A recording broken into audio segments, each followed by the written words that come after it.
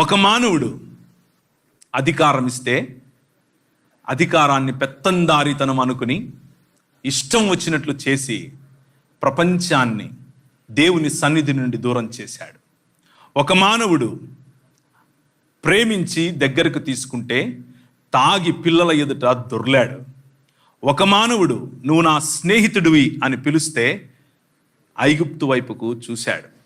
ఒక మానవుడు నీవు మారి ఇశ్రాయేలు అవుతావు అనంటే అదే రిజెక్షన్ చూపించాడు.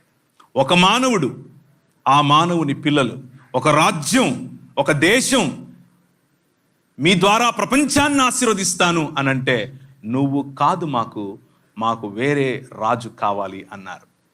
ప్రభు అన్నాడు, నేనే మానవుడనై వస్తాను, మానవుడు ఎలా ఉండాలో చూపిస్తాను, మానవుడి జీవితం నిజమైన మానవత్వం ఏంటో చూపిస్తాను.